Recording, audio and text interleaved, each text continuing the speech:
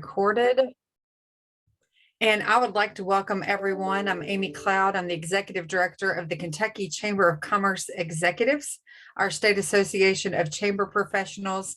We are excited to have the Senior Policy Analyst from the Kentucky Chamber, Dr. Charles Aull, who is going to do a short presentation about some key business priorities we really need you all to focus on, immediate needs.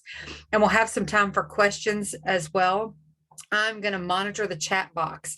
So while Charles is talking, if something comes up, just put it in there and we will have the opportunity then to ask some questions once Charles gets done presenting. So you all make sure and utilize the chat box for that. And without further ado, Dr. Charles Aull, the floor is yours. Thank you, Amy, and thank you all for joining today. I am going to share my screen here. Bear with me one second. Okay. Well, again, yeah, thanks, Amy. Thanks everyone for being here. I'm going to try to storm through this quick overview of some of the big stuff that we're working on in Frankfurt in 2022 that I think is very important for everyone on this call to know about, and definitely some areas where we could use people's help in making sure that we advance all of these priorities. So bear with me as I go through this. I'm going to try to get through it about 20 minutes or so. If you have questions, just throw them into the chat as we go. Or you can wait till after I'm done kind of going through the PowerPoint, whichever is most convenient for you all. I'm really going to focus on about three different issues here. One, tax reform, unemployment insurance, and then childcare, because those are some of our biggest priorities. As you guys know, the Chamber, we tend to work on a lot of different things, and we certainly are. This session, there's no exception there, but I really just want to hit on these big three. But then, of course, happy to talk about any other bills or areas of interest that you all might have. Starting with tax reform. So as you all know, this is something that we are prioritizing in 2022. This is the Chamber's top legislative priority for this session. And, you know, with something as big as tax reform, it'll probably continue to be our top priority over the next several sessions, because this is one of those things. It's just going to take a while to kind of get all the pieces right, and it'll be kind of an iterative process. And that's, I think, an important thing to keep in mind in terms of expectations. For the Chamber, when we talk about tax reform, what we're really talking about here is reducing and phasing out Kentucky's individual income tax.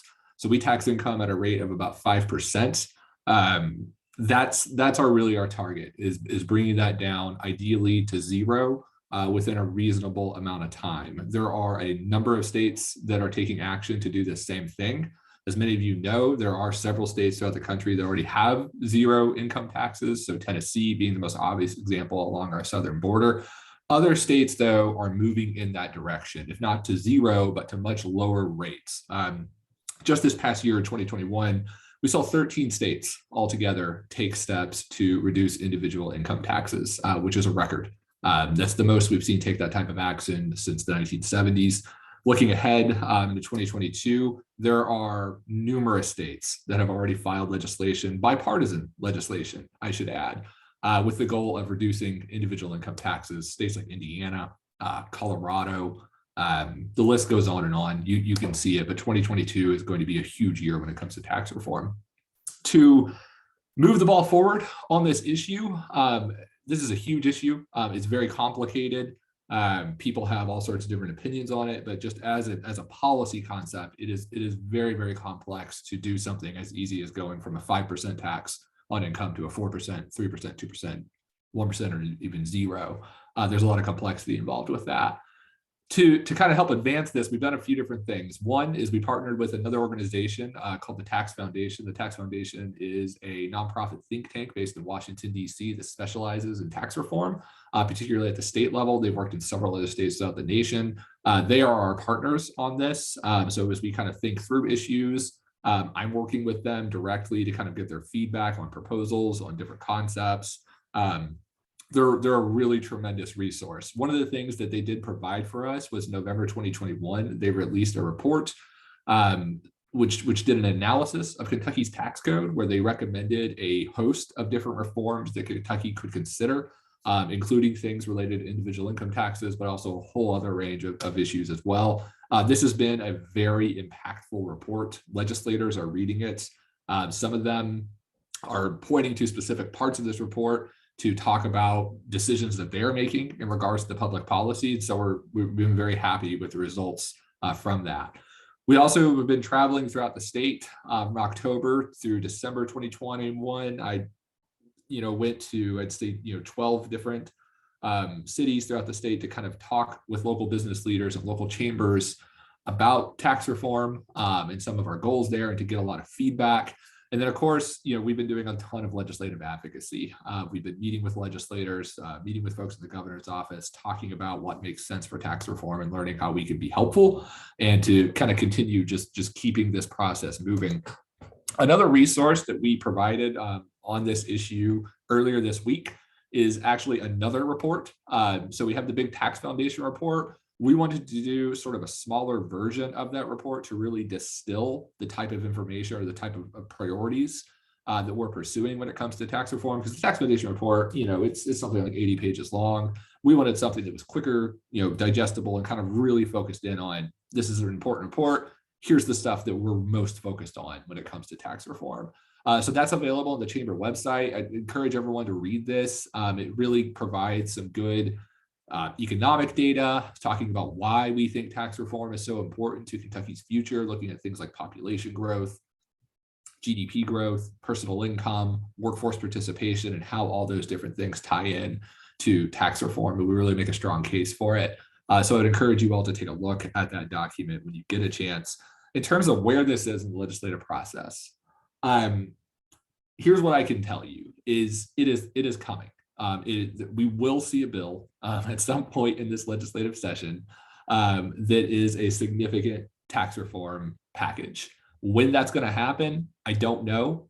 I'll say legislators are keeping this pretty close to the chest, but they are talking about it. The Speaker of the House has gone on record numerous times emphasizing that it is a key priority for the House Majority Party. The folks such as the House A&R chair, he was on KAT, again emphasizing this is something that's going to happen. But just we're kind of waiting to see when it hits, and when it does hit, we'll be doing rigorous analysis of it. We'll be distributing information, letting people know how we feel about it. But this is going to happen. It's just a matter of, is it next week? Is the week after? It's a little too soon to tell at this point, but we are expecting a significant state level tax reform package. So moving on, I want to talk about unemployment insurance.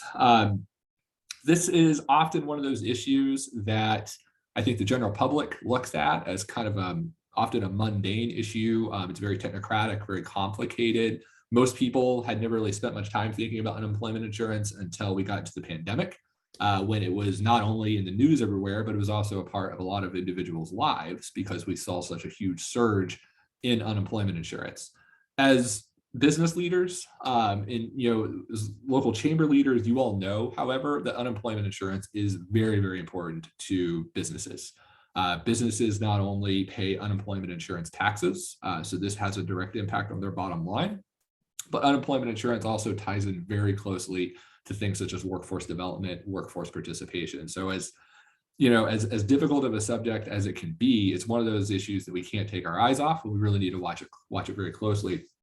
I want to talk about 3 different pieces of legislation that have been filed and have started moving that relate to unemployment insurance. And these are, again, extremely important issues, and happy to take questions on these as we go through them. I want to start with setting a little bit of background for these first 2 bills that I want to talk about, and that involves us looking at employer UI taxes and the unemployment insurance trust fund. For those of you that aren't intimately familiar with the way unemployment insurance works, the way that we pay out benefits to laid off workers is through Kentucky's unemployment insurance trust fund. Every state in the nation has their own trust fund.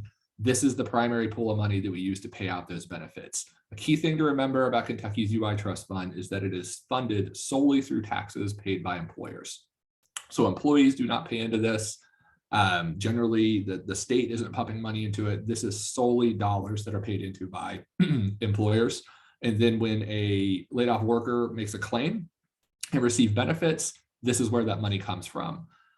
Looking back at the history of Kentucky's trust fund, back in around 2000, we were around 600, a little north of $600 million in terms of the overall size of our trust fund. You can see that declined throughout the course of the early 21st century, really plummeting as we moved through the Great Recession. After the Great Recession, employers worked very hard and paid very high rates of taxes, for that matter, really from about 2012 up into around 2018, 2019, working to restore the trust fund to stronger health. By the time we got to the eve of the pandemic, so just that January before the pandemic hit, so January 2020, we had around $619 million in our trust fund. Over the span of about 2 months, once the pandemic hit, all that money was erased. And not only was it erased, the state actually had to go into debt to start paying that back, or to actually continue paying out benefits. So it's been, a little bit of a roller coaster in terms of our trust fund. We've slowly rebuilt that, and I'll talk more about that in a second. But one key thing to kind of keep in mind with this trust fund is that this is one of 2 important factors that the state uses to calculate taxes on employers for UI. So those two factors are, one is the employer's individual history with layoffs. That's called their experience rating. But then the second part is the health of the trust fund. And so the health of the trust fund kind of determines what schedule that employers pay their tax rates on. So if it's a really low, if the trust fund is very low, taxes will be much higher on employers. If the trust fund is relatively healthy, those taxes will be much lower on employers. So that's kind of an important thing to kind of keep in mind as we walk through some of these policy issues.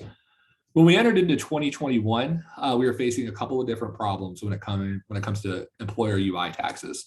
First of all, we were in debt because we had to take out north of about $500 million in federal debt in order to continue paying out benefits because we had such a huge rush of unemployment claims. With that debt comes interest, but also vulnerability. Vulnerability in the sense of if another recession was to hit, something else was to happen to the economy, we were just sitting ducks. There was literally a negative amount of money in our trust fund to begin paying out benefits again. So that was a very difficult place for us to be. On the tax side, because the trust fund was so low, that set up a significant increase on employer UI taxes. So as we headed into 2021, employers were looking at roughly a $100 per employee tax increase that would have totaled about $190 million. In the 2021 session, lawmakers passed a couple of pieces of legislation to help alleviate this problem. One was in the budget bill. They appropriated $575 million from federal relief funds to restore the trust fund and pay off the debt. On top of that, they passed House Bill 413, which froze employer UI taxes at the rates that they were before the pandemic started. Again, that saved the business community about $190 million, roughly $100 per employee on average. So that was a really big deal. And that really helped stave off some significant economic challenges throughout 2021. However, it did not solve the problem in its entirety. As we headed into 2022, our trust fund was around $300 million, roughly $300 million short of where it was before the pandemic started. At that level, we were still going to see a pretty significant increase to employer UI taxes to the tune of about $130 million or roughly $70 per employee over what they were paying last year and then in 2020 as well. So this is a big concern for us. Luckily, we worked with legislators, and in House Bill 1, which is the House budget bill, they included another $312 million for the Unemployment Insurance Trust Fund. So that would actually bring our total balance in our trust fund back up to roughly where it was in January of 2020. And we think that's a really important thing to have happen because bear in mind, it's, employers back then, back throughout the course of the pandemic, a lot of them laid off workers or had to shut down specifically because of the circumstances that we are under, often due to specific government orders and to follow safety protocols. And so we've always felt that it's been a little unreasonable to require employers to bear the full burden of having to repay all of that, or to make up all that lost ground in our trust fund. So we think this is a really smart use of state federal relief funds to help restore our trust fund. The other bill that's really important to keep an eye on is House Bill 144, which will be similar to House Bill 413. It'll place another freeze on employer UI taxes heading, as we go through 2022. Again, that's about a $130 million savings for employers, roughly $70 per employee. So please keep an eye on both of these bills. House Bill 1, that's where we have the big allocation to restore our trust fund back to pre-pandemic levels. And then House Bill 144, that's going to result in a huge savings for employer taxes. House Bill 1 has been passed by the House and it's over on the Senate side. House Bill 144, it has also been passed by the House. It's now over on the Senate side as well. And we're feeling pretty good about getting both of those bills passed. Looking a little bit broader, outside of the trust fund, outside of UI taxes, what about larger UI reform? So let's shift over to that now and kind of give you guys a quick update on where things stand with a larger UI reform package. To kind of set the stage about the problems that we're dealing with when it comes to unemployment insurance, if you look at something like Kentucky's employment to population ratio, so this is a statistic that we can look at that shows us here's the percentage of Kentucky adults who are actively employed as a percentage of the population as a whole. Kentucky's employment rate is about 53.8 as of June 2021. This is something we wrote about in our recent workforce report. That is about the 5th lowest in the nation, suggesting that we have a really significant problem with just getting Kentuckians employed. Some of you might also be familiar with things like the workforce participation rate. This metric is a little bit different. Workforce participation includes things such as not only people who are employed, but people who are looking for work. This is looking strictly just at here's the number of people who are actively employed. Again, 53.8, 5th lowest in the nation, is significantly lower than most of our neighboring states, with the exception of West Virginia. At the same time, we know that we have roughly 140,000 open jobs throughout the Commonwealth and an unemployment rate of around 4.1, 4.2%, which is about 80,000 people. So we have almost twice as many open jobs as we do people who are unemployed and actively looking for jobs. A little more context on this. In December of 2021, we saw 14,000 individuals make initial claims for unemployment benefits. So that's how many people that we had file just in December alone. And one of the things about unemployment insurance in Kentucky that's a little bit unique in comparison to the rest of the nation is that once an individual in Kentucky, so once a Kentuckian actually goes on unemployment benefits, they tend to stay on benefits longer than anywhere else in the nation. So if we take a look at this time frame here, 2012 to 2019, that's roughly the Great Recession up until right before COVID started. The averaged duration of time that an individual spent on unemployment insurance throughout the United States was about 15.8 weeks. In Kentucky, it was 19.4. That's an additional almost 4 weeks there where people are spending a longer amount of time on unemployment insurance. And this has impacts on multiple levels. Obviously, these are folks that we need to get back to work as quickly as possible. So this has a huge workforce impact. We know employers are desperate for workers. We have a whole bunch of folks who are spending a whole lot longer on UI than we would prefer them to be. Poverty is another issue. When you're on unemployment insurance, it's not a ton of money, and it's not meant to be a ton of money. It's meant to be a temporary form of relief to help you get through a short period of without work.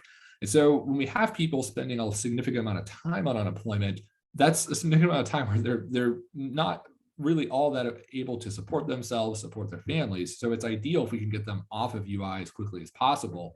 And then third, this has a huge impact on our trust fund. The longer you have people drawing benefits, again, that's more money we have pulling out of that system. And so whenever we do really need it, say when the economy really turns south, sometimes those dollars are not there. And this is what we saw happen back with at the start of COVID. $600 million seems like a lot of money. That's about a half of what the federal government recommends that Kentucky actually have on hand when a recession hits. Really, our trust fund should be north of about $1 billion for us to be well prepared for a recession. So what do we do about this? House Bill 4, which was a bill that was filed on Wednesday evening. And this is a bill that we have been intimately involved with, working to support it, but also help craft various elements of it with recommendations from the business community. It is sponsored by Chairman Russell Weber, who is the chair of the Economic Development and Workforce Investment Committee on the House side. It's a great piece of legislation. You can go onto the legislative website and read it. Just look up House Bill 4. We've been talking about it with folks in various places, but it's a really strong piece of legislation. It's dense. It does a whole bunch of different things, but its overall goal is to reform Kentucky's unemployment insurance system to support workforce development, support workforce participation, and to support reemployment. That's really the key elements of it. It does a few different things, and I just summarized them really quickly here on this screen. Roughly about 5 major provisions or 5 major goals within the bill might be a better way to put it. One is that it strengthens Kentucky's work search program to encourage reemployment. Work search is something that is required by federal law. However, the states have their own, their ability to kind of set up their own work search programs.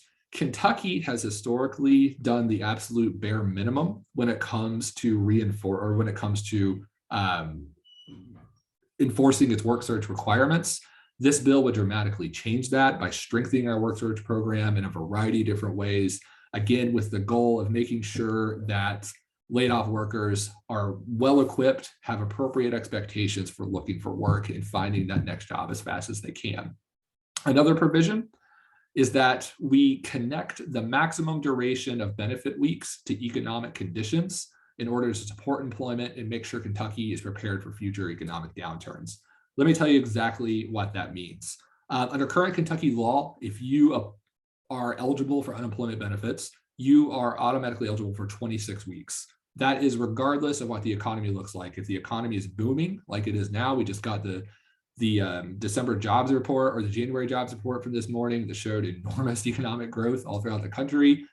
That's irrelevant in the context of our UI system. We just say it's a flat 26 weeks, no matter what it is. Again, think back to that data we looked at a minute ago where we saw that our average duration tends to be a lot higher than the rest of the nation. That's an important piece of context to keep in mind as we think about that. What this bill would do is it would set up a system where when the economy is really strong and there are lots of jobs available and unemployment is very low, we would reduce the maximum duration down to 12 weeks. So that's roughly 3 months of time that you would have to look for a job when the economy is really strong. As the economy starts to turn south, in the event that that happens, additional weeks would then become available up to a maximum of 24 weeks. So if we have a really high period of unemployment, 24 weeks would then be available. And so the idea there is that when the economy is going well, we want to shorten the maximum duration, because if we have a really strong economy, half a year is an excessive amount of time to be looking for a job. 3 months is a much more sensible way to do this.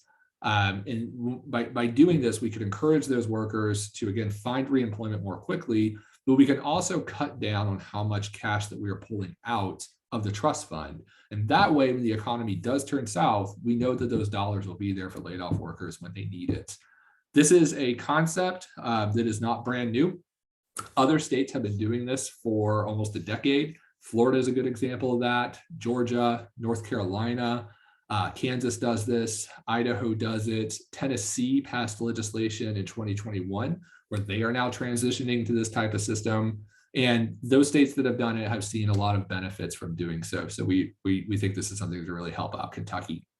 Another provision in this bill is that it encourages laid off workers to participate in job training programs and other educational initiatives. And the way that it does that is that it allows workers to take an extra 5 weeks of unemployment benefits if they are enrolled in a qualified job training program or certification program.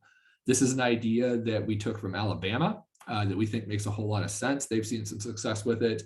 And this is something that can really help folks retrain if that's an option for them, if that's something that makes sense for them while they're laid off. And so they can upskill, move into employment, higher wage employment, and fill some of those needs that we know we have within the business sector. Another thing, we make some changes to unemployment taxes for small businesses and entrepreneurs just to make sure these taxes are a little bit fairer. And then another thing you'll probably hear quite a bit about is that this bill also creates a new program in Kentucky called the Work-Share program.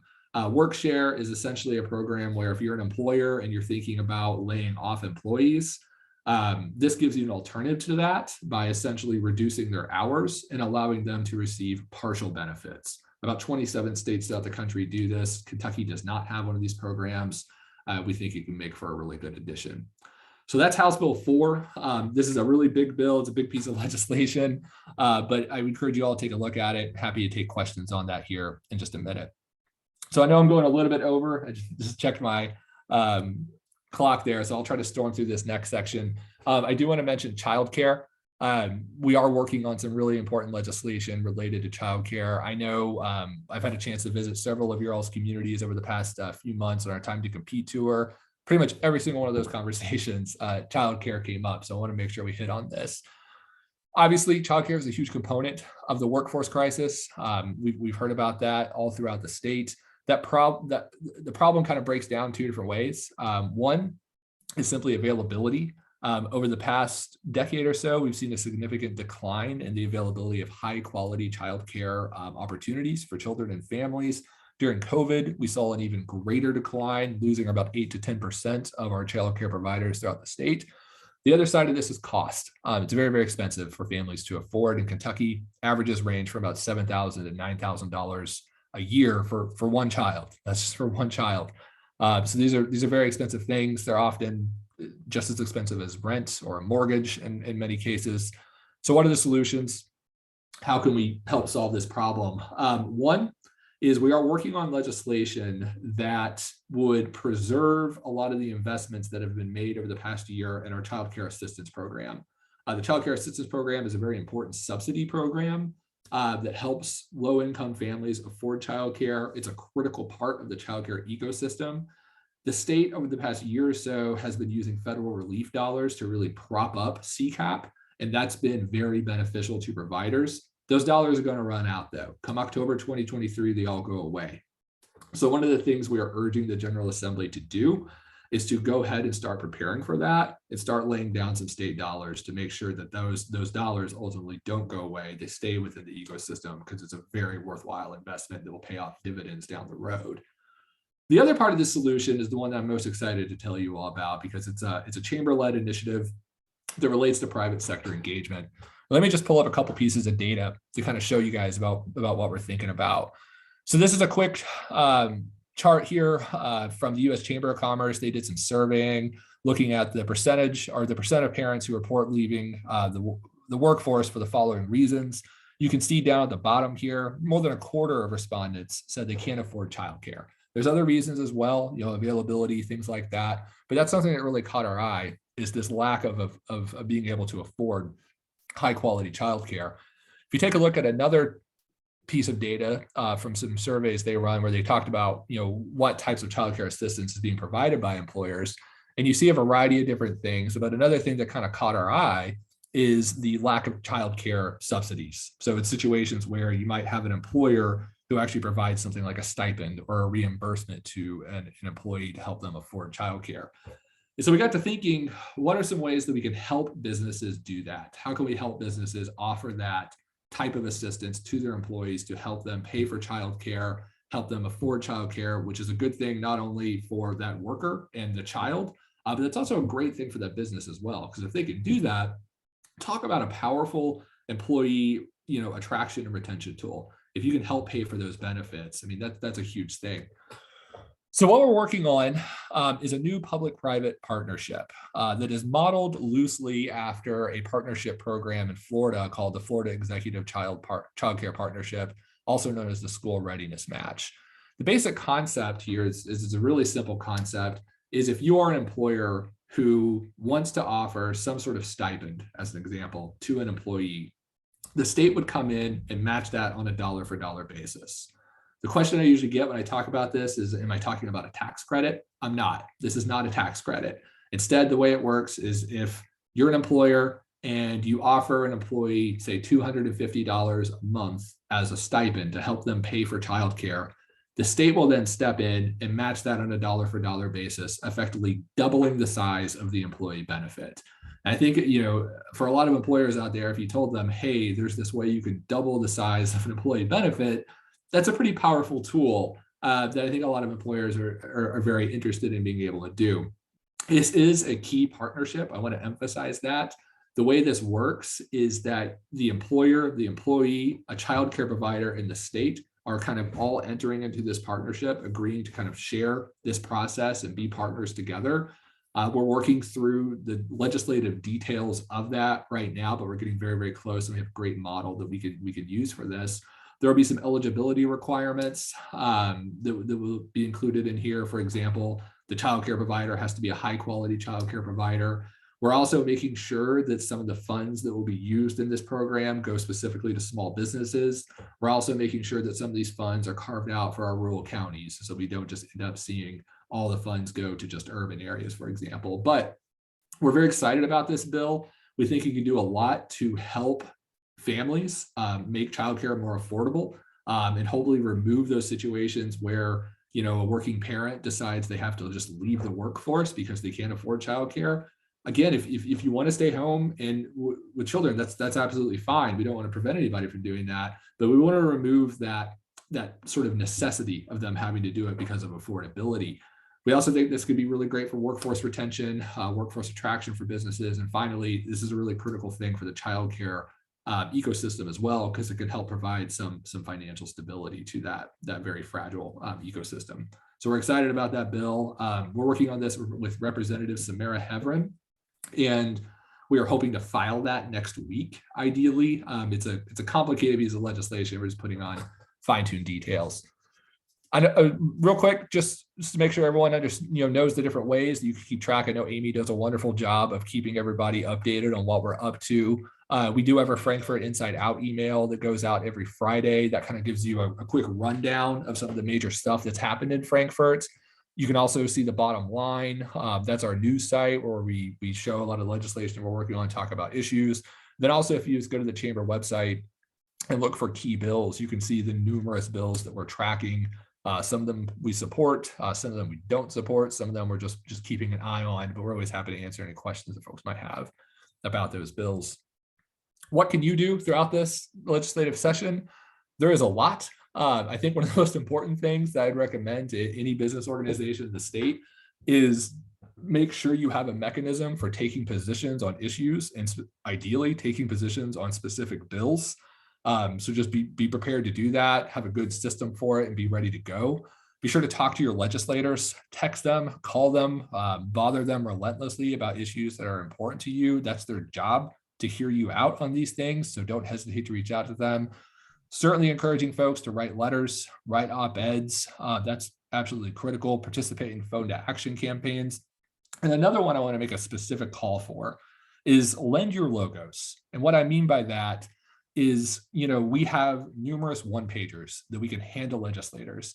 And those things are much more powerful if we have lots of logos on them from organizations that support the issue. House Bill 4, which is the unemployment insurance reform bill, I am actively trying to track down more logos that we can add to that piece of legislation. So if any of you are interested in joining in on that coalition and supporting House Bill 4, please email me or email Amy, and we will add your logo to the one pager for that bill. And if you have questions about it, I'd be happy to talk.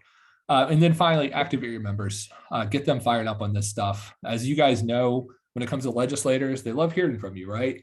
They like hearing from your members probably more, especially if they're there, if they're a constituent of theirs. So get them engaged. But this is, a lot of these issues, particularly tax reform, unemployment insurance, these are all hands on deck type situations. Same with childcare. Nobody can sit this stuff out if we want to get this done. It's ultimately on all of us to come together and work on this as a team. All right, Amy, I think I did 30 minutes, which was longer than probably what I said. No, you did great. We do have a few questions though that I'll go on and read for everybody to hear. I know you can see them, Charles, but everybody else can't. The first one is about the budget. What happens with the budget process since there are two versions, one from the legislature and now one from the governor? Yeah, it's a great question. So the way this normally works historically is that the governor would produce a budget, the executive branch budget, and the governor would kind of pull together all the resources of the executive branch, and that would include budgets for each individual agency, where they will kind of put forth, here's what we need, here's what we're looking for. The governor then produces that budget, makes a formal presentation of it. It gets filed as a piece of legislation. Then the House of Representatives would go through. They would sort of make changes to that original budget proposal, which is 100% their prerogative to do that as the legislative branch. And that's kind of how the real legislative process starts. The House will have their budget. They'll pass that through the legislative process, and then they send that over to the Senate. Once the Senate has it, they will then make further changes. And then after they make changes, usually what happens is the House and the Senate then go into what's called conference, where they work on it together. The version that comes out of that budget or out of that process tends to be the final budget, where both chambers will then go forward and pass that. Then it gets sent to the governor. The governor either signs it or vetoes it. If the governor vetoes it, then they can just override that. So there's always, in other words, multiple versions of the budget. That is a normal part of the legislative process, where the governor will have his priorities, the Senate will have their priorities, the House will have their priorities. Ultimately, however, they all kind of have to come to an agreement on one version, or at least the House and the Senate do, because the governor, he can veto it, but they can just override that veto. But ultimately, the House and the Senate have to come together at some point and agree, here's how we're spending money for the next 2 years or 1 year, or whatever it might be. So nothing abnormal about multiple versions of the budget. That's a fun part of the process that just confuses the heck out of everybody. And so that's totally normal. That's part of it. Got it. Another question is about state taxes being reduced or eliminated. What are your thoughts on how to replace those funds? And we asked this question a lot on our tour. But if we're looking at reducing those state taxes or even eliminating them, like some states around us, what do you think about replacing those funds? Where's that coming from in Kentucky? So if you're looking at something like individual income tax, which is our primary target, that's about a $5 billion hole in a roughly $13 to $14 billion budget. So it is a very sizable amount of money that will be difficult to replace. And that is something that I think everybody kind of needs to keep in mind as we work through this. So there's a couple of different ways to go about doing it. I'm not sure which one the General Assembly is going to pick.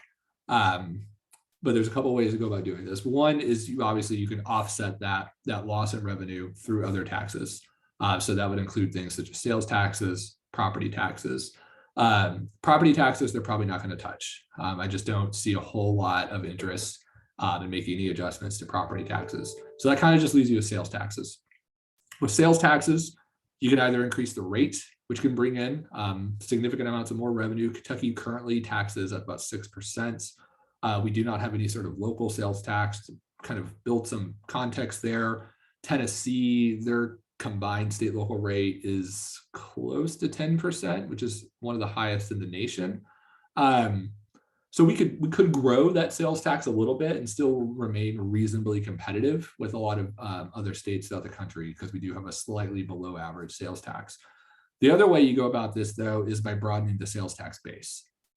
And so there are a number of different goods and services throughout Kentucky that could be subject to sales tax. So for example, maybe they were at some point in time historically, but are no longer taxed, or there are things that are taxed in other states that we do not tax here. So that's kind of your other option, is to broaden the sales tax base to include additional goods and services that aren't currently taxed. Our approach to this has been to not draw lines in the sand to say absolutely not on certain items. And the reason for that is once you start saying no to one thing, that opens you up to saying no to essentially everything. And this needs to be a broad, honest conversation. And that's really the key thing, because as some of you have heard me talk about this before, that's always where the conversation ends. Is everybody's for tax reform, everybody's for reducing individual income taxes, until we start talking about how do we make up for that lost revenue. And our emphasis this time is everybody needs to hear it out. Let's see what's possible, see what things look like. We don't want there to be, individual industries, for example, should not be targeted for this.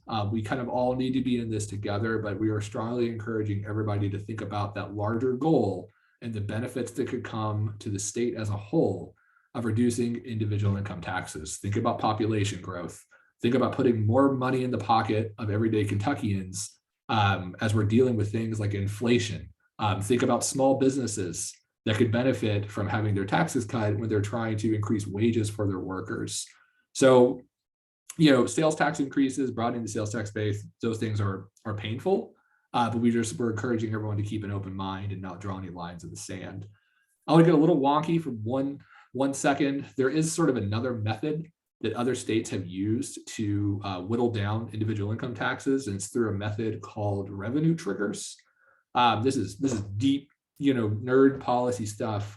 But take a state like North Carolina. One of the ways that they reduced their corporate income tax, so a different tax, but their corporate income tax, was they said, okay, here's how much money we bring in every year from corporate income taxes. We're going to drop that down by 0.5 percentage point, and then look into the future. And whenever those corporate income taxes hit this certain revenue mark, we're going to drop it another 0.5%. And then we'll set another benchmark. And once that revenue hits that benchmark, we're going to drop it another 0.5%. And a lot of states have had a lot of success. So you could see something that incorporates elements like that to our individual income tax that also does some stuff with the sales tax. Could be one of those things, could be both of those things. We're kind of waiting to see what direction they want to take it. So there's options on the table, in other words. And obviously that's been a lot of discussion, because you have to have both. If you start talking about reducing that state tax, people are going to ask, okay, well, where's the money coming from? We can't, we don't have the money trees growing in the backyard anymore. So, okay. I do have one final question about the mood of this year's session. Is it divisive, collaborative, because Republicans have such a super majority. Are they making an effort? Do you see that collaboration or connection there? Every session usually starts off pretty rosy and positive.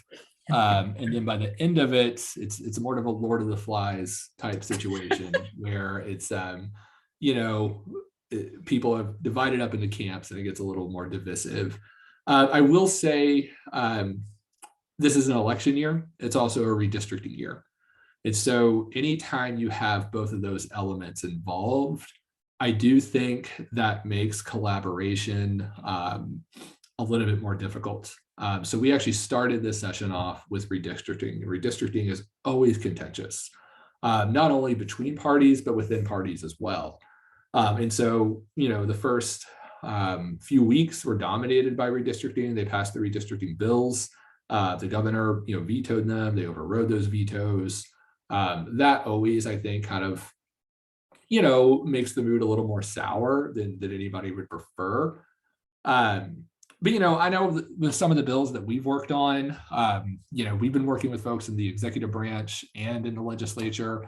I think there's a lot more collaboration than people let on to, especially in the media. And it's always important to keep in mind too, a lot of these legislators on both sides of the aisle, they're friends with each other. And you see it when you're there. You see them all talking to each other cordially. You also see members from the executive branch, staff, whoever it might be, they're talking with legislators, they're talking with legislative staff.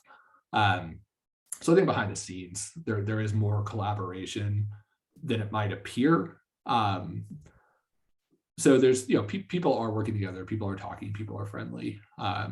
If that kind of helps get a sense of the mood. But, as session moves on, people will inevitably get a little more tense, and it always does. And certain subject matter too is going to make, ruffle people's feathers more than others. You can go through a couple of days of just passing different bills that are not ho-hum, but they're not trouble for some parties.